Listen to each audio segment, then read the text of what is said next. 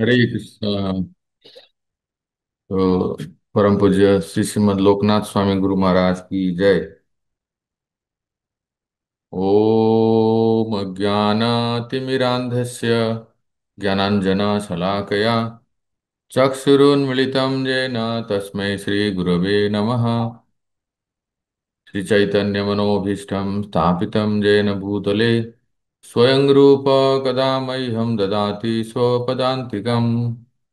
वन्देऽहं श्रीगुरोः श्रीयुतः पदकमलं श्रीगुरुन् वैष्णवांश्च श्रीरूपं साग्रजातं सहगण रघुनाथान्वितं तं सजीवं साद्वैतं सावधूतं परिजनसहितं कृष्णचैतन्यदेवं श्रीराधाकृष्णपादान् सहगण ललिता श्रीविशाखान्वितां च नमो विष्णुपदाय कृष्णप्रेष्ठाय भूतले श्रीमते भक्तिवेदांत स्वामिनीति नामिने नमस्ते सारस्वती देवे गौरवाणी प्रचारिणे निर्विशेष शून्यवादी पाश्चात्य देशतारिणे वंशकल्पतरुभ्यश्च कृपा सिंधु एव च पतितानां पावनेभ्यो वैष्णवेभ्यो नमो नमः।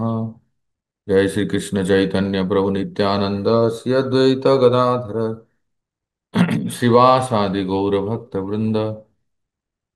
हरे कृष्ण कृष्ण कृष्ण हरे हरे, हरे राम राम राम हरे हरे। हरे कृष्णा।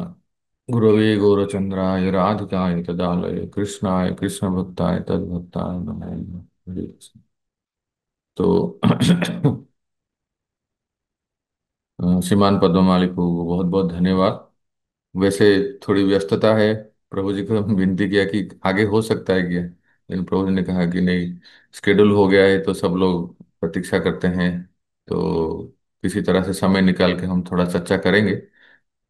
और आप सभी भक्तों को बहुत बहुत धन्यवाद कि सुबह सुबह गुरु महाराज के साथ जप करने का अवसर मिलता है और अ, थोड़ी सी कथा सुनने का भी शुभ अवसर मिलता है। तो एक बात में याद आती है मुझे कि जैसे पद्ममाली पो ने कहा कि ये जो गोपी गीत का प्रसंग, इसको परम आराध्य गुरु महाराज श्री श्रीमद राधा गोविंद दास गोस्वामी महाराज जी हरिद्वार में जब परिवेशन कर रहे थे, हम सब वहीं बैठ के उनके सामने इसको बहुत सुने हैं, आस्वादन किए हैं। और पूज्य लोकनाथ स्वयं महाराज भी कई बार हरिद्वार आए हैं और स्वयं वो बैठ के सुने हैं। तो महाराज जी, गुरु महाराज इस प्रकार से बोल रहे थे, जैसे पद्मवाली पो ने कहा कि इसका अर्थ, गूढ़ अर्थ थोड़ा समझेंगे, वास्तव में हम में से किसी को भी समझ में नहीं आएगा। वो कैसे, देखिए कि ये जो गोपी गीतम है, ये गोपियों ने भगवान श्री कृष्ण के लिए गाए। तो पूज्य महाराज जी कहते थे कि जिसने गाया है या तो वो जाने, जिसके लिए गाए हैं नहीं तो वो जाने, इसके अलावा और उसका क्या गूढ़ रहस्य है, अर्थ क्या है, हम जैसे बद्धजीव तो जान ही नहीं सकते। फिर प्रश्न होगा कि हम लोग यहाँ यहाँ क्यों बैठे हैं, क्यों चर्चा कर रहे हैं?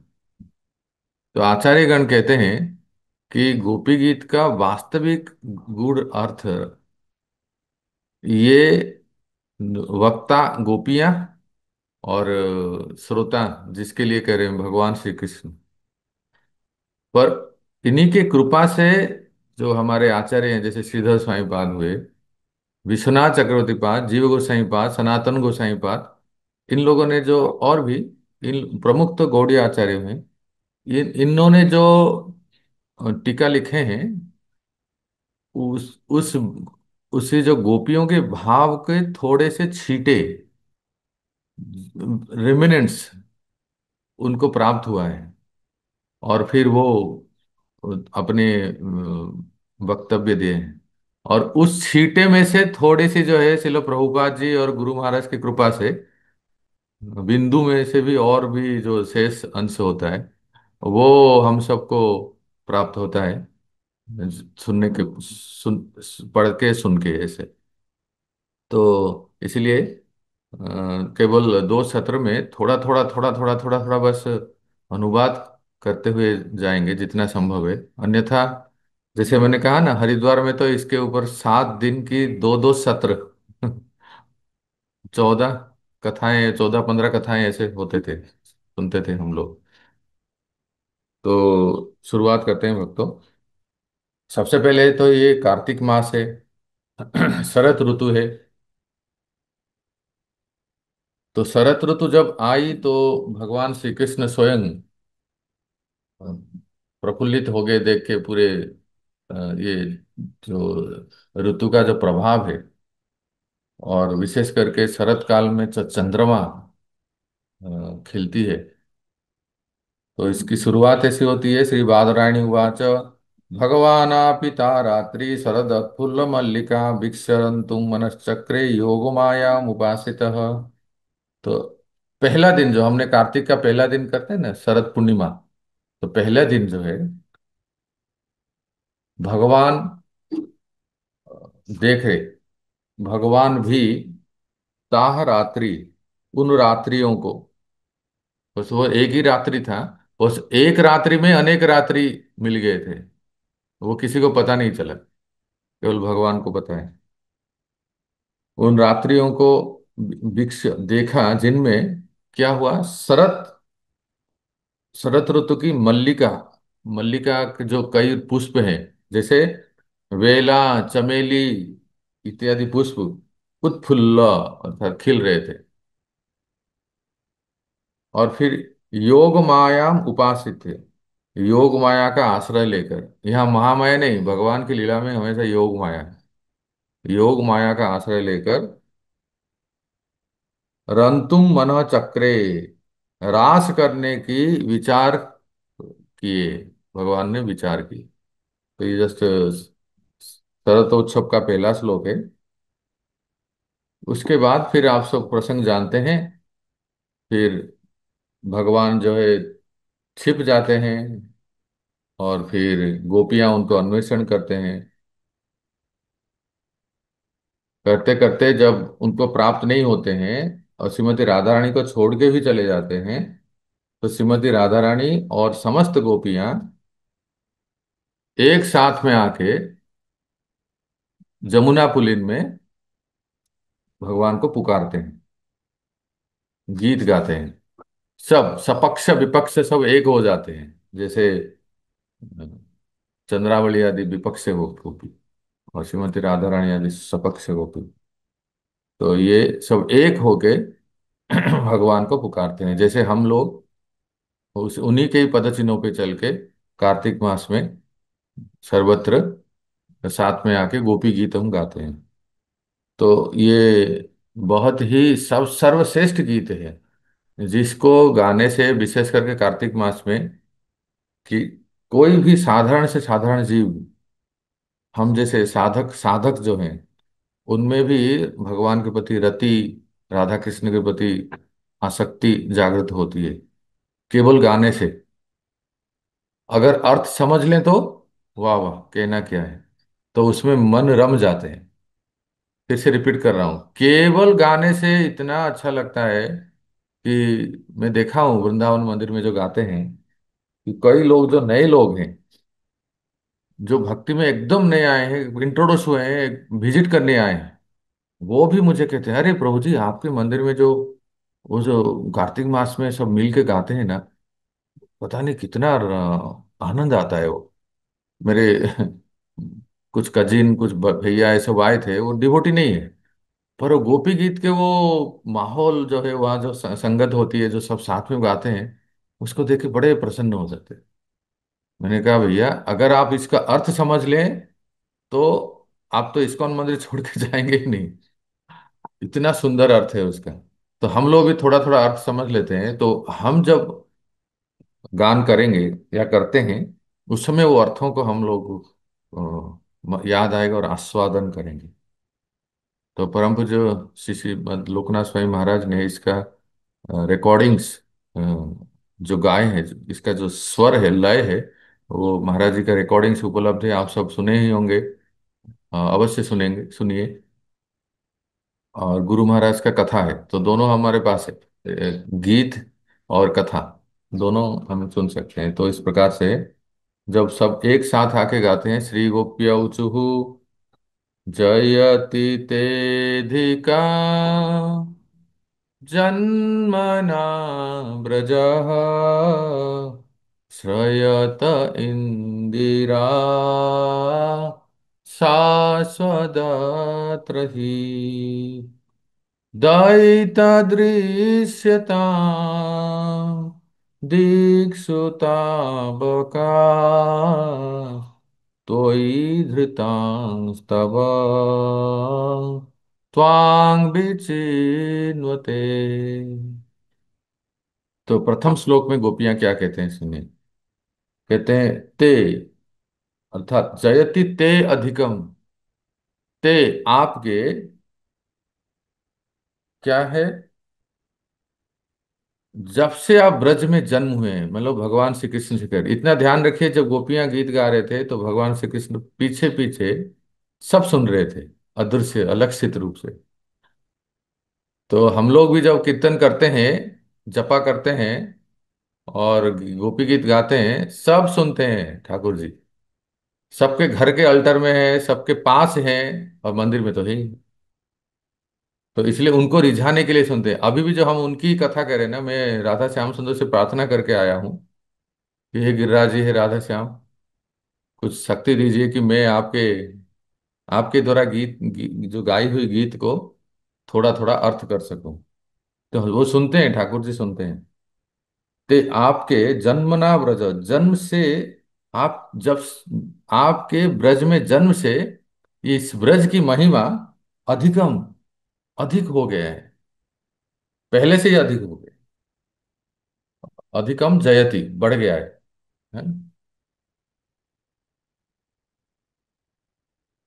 क्या प्रमाण है? इसीलिए तो प्रमाण यह है कि इंदिरा सस्वत अत्र ही श्रयते।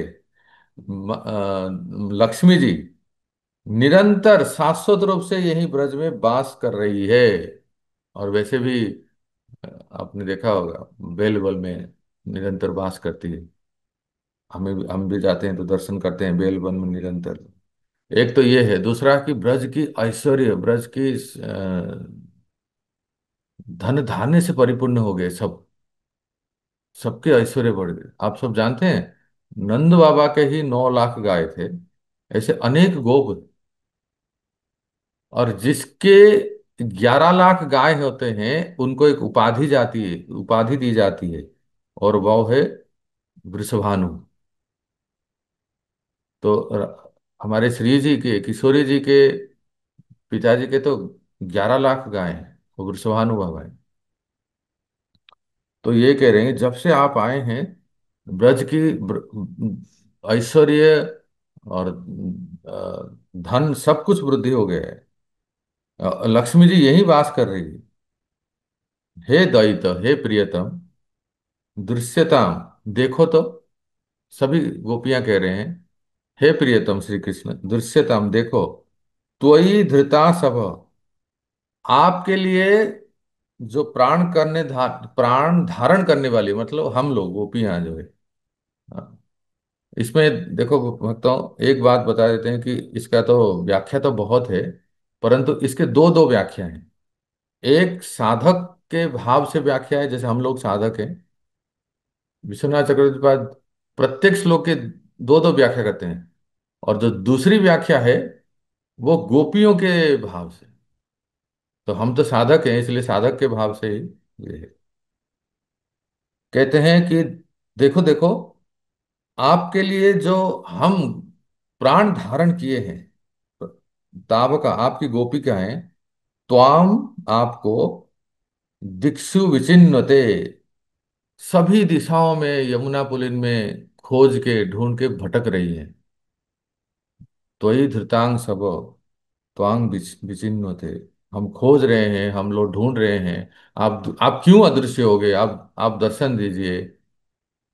इस प्रकार से फिर शरदुदास ये साधु जात सन, सरसि जोदर श्री मृषादृशा, सुरथ नाथ ते शुल्क दासिका, वरदनिघ्नतो नेह किंबध। दूसरे श्लोक में कहते हैं गोपियां कि अब बहुत प्रसन्न हो गई सारे गोपियां, बहुत सी गोपियां स्वतंत्र होकर बोल रहे हैं, अतः कोई जूथ के, अलग अलग जूथ के गोपियां हैं।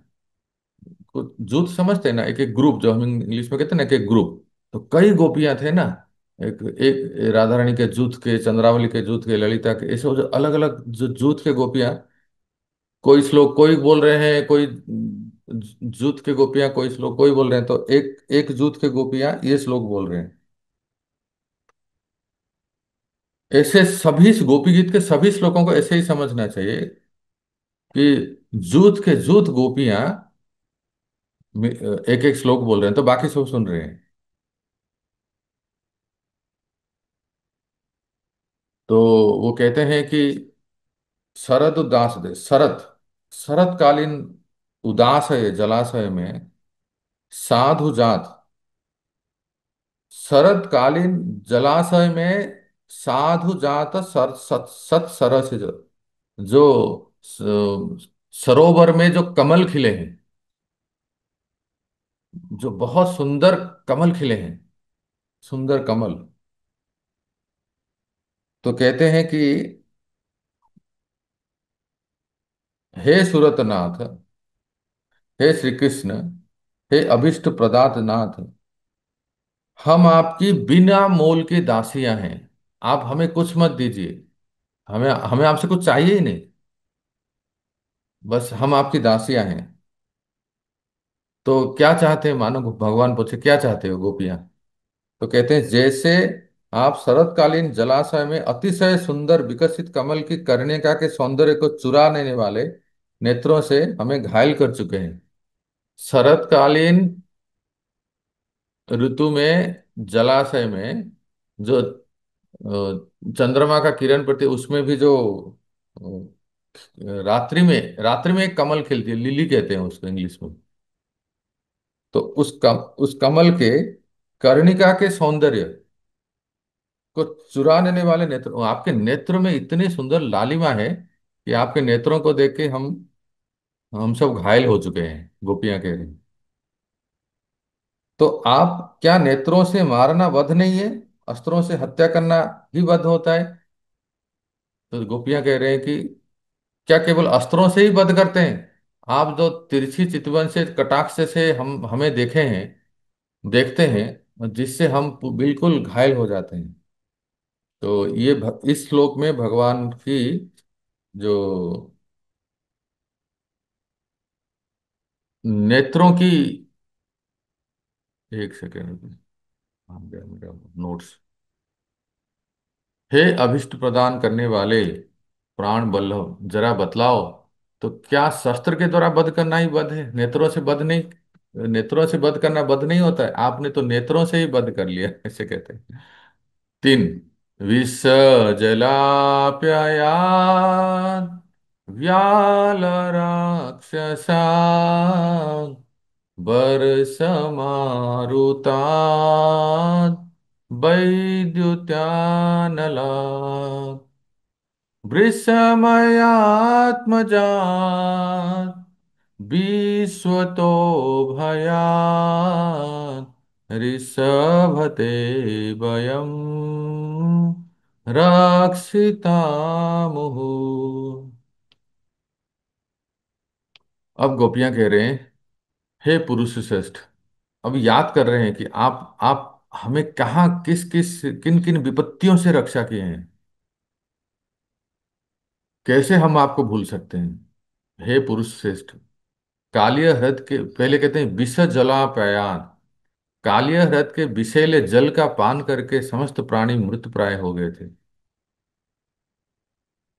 आपने हम ब्रजवासियों का उससे, अर्थात कालिया नाग के विषैले जल से, ब्याल राक्षसात, भयंकर राक्षस जो अघासुर है, अघासुर से, फिर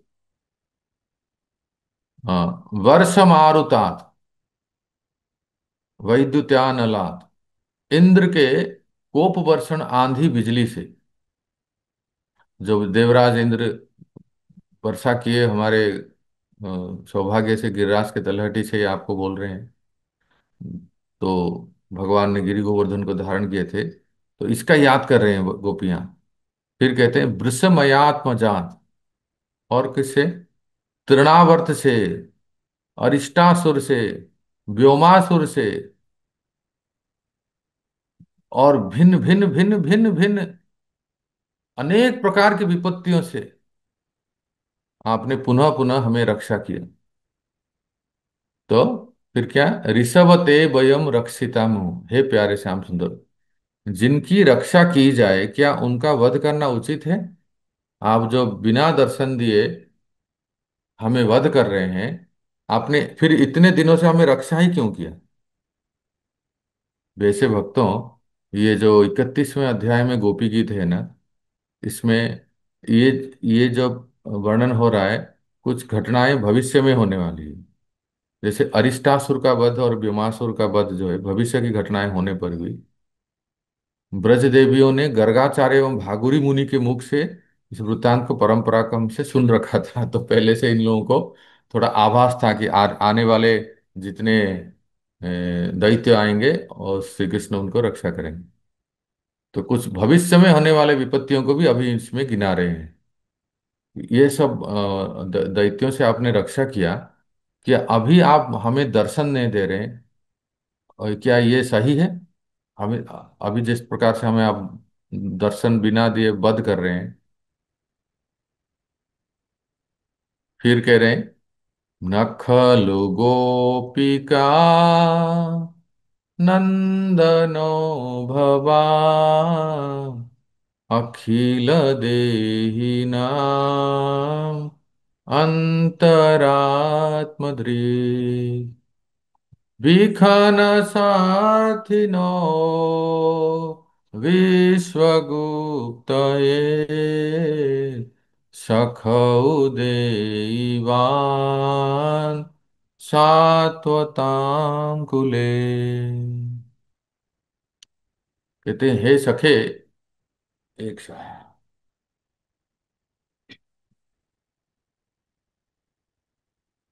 हम्म।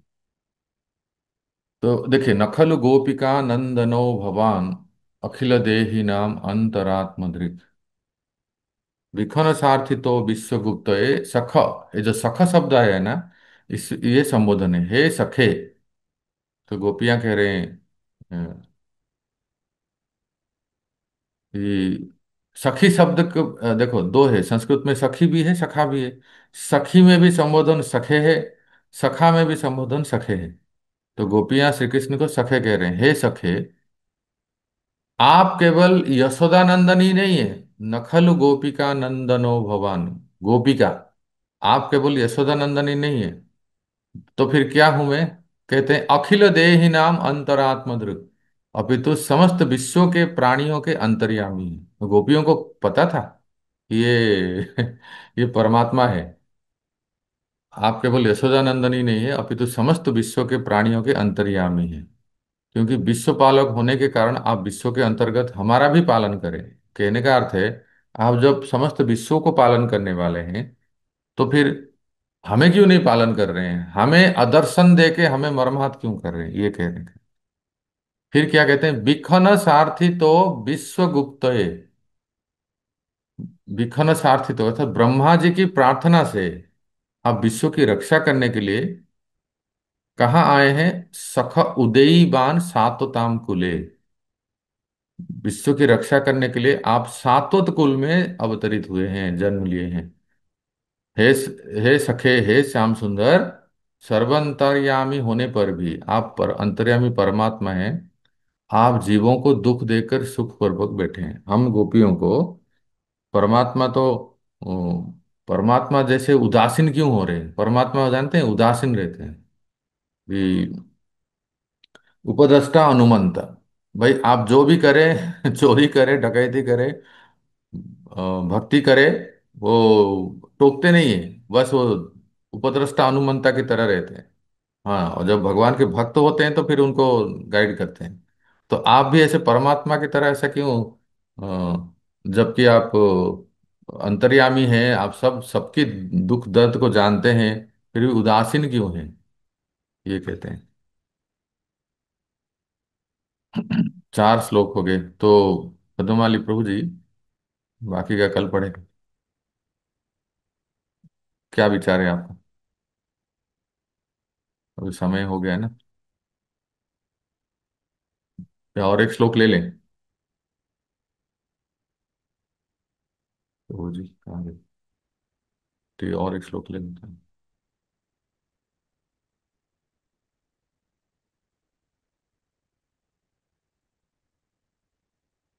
विरचिता भयं ब्रूस्निधूर्यते चरणमीयुषां संश्रुतेर्भयात् करसरोरुहं कान्तकामदां शिरसि देहिना श्रीकराग्रहम्। देखो इस श्लोक में गोपियां क्या प्रार्थना कर रहे हैं अपने प्यारे श्याम सुंदर से? वृष्णि धूर्यते, हे वृष्णि वंश यदुकुल शिरोमणि, विरचिता भयम, संसार भय से भयभीत होकर समस्त प्राणी आपके चरण कमलों के शरणागत होते हैं। चरण मीयूषाम संसृतेर भयात्, संसार भय से डरकर समस्त प्राणी आपके चरण कमलों के शरणागत होते हैं, क्योंकि आप भगवान हैं, आप अंतर्यामी हैं, परमात्मा हैं। और आप अपने हस्त कमलों की छत्र छाया से उन्हें अभय प्रदान करते हैं। तो गोपियां कह रहे हैं कि आप अपने, आपके जो हस्त कमल है, उस हाथ, उस उस उस अभय प्रदान करने वाली हाथ से आप जो भी आपके शरण में आते हैं और भयभीत होते हैं, उनको उस हस्त कमल से सुरक्षा प्रदान करते हैं। तो तो मानो भगवान पूछे गोपियों को, आपको क्या चाहिए बताइए? तो कहते हैं, हे प्रिय, बस बस करो सरोरु हम कांत कामदम शिरसि देहि न श्री करग्रह। आप अपने इन्हीं कर कमलों को द्वारा, जिन कर कमलों से लक्ष्मी जी का करदोय को ग्रहण किया है आपने, कितना सुंदर भाव है देखिए। जिन हाथों से आपने श्री जी के हाथ को पकड़े हैं या श्री जी के हाथ पानी ग्रहण किए हैं, ऐसे हाथ को, उन्हीं कर कमलों को हमारे सिर पर रख दीजिए।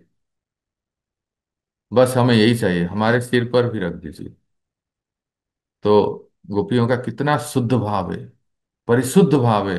ये कहते हैं, जैसे कोई संत महात्मा, कोई भक्त, गुरु महाराज अगर किसी भक्त के, अपने शिष्य के सिर पे हाथ रख देते हैं तो कैसे सौभाग्यवान होते हैं। उसी प्रकार से गोपियां प्रार्थना कर रहे हैं, जिन कर कमलों को से आप सबको अभय प्रदान करते हैं, आशीर्वाद देते हैं, जिन कर कमलों से आप पानी ग्रहण किए हैं लक्ष्मी जी का, उन कर कमलों को, उन हाथों को हमारे माथे पे, हमारे सिर पर रख दीजिए। बस यही चाहते हैं। तो भक्तों, आज इतना ही, क्योंकि समय तो हो गया है।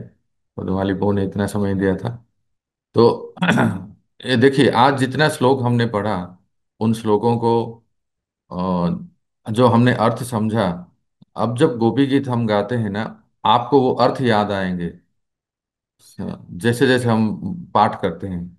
तो कल भी हम थोड़ा सा और कुछ श्लोकों को सुनेंगे, और जितना हो सके हम उसको पूरा करेंगे यथासंभव।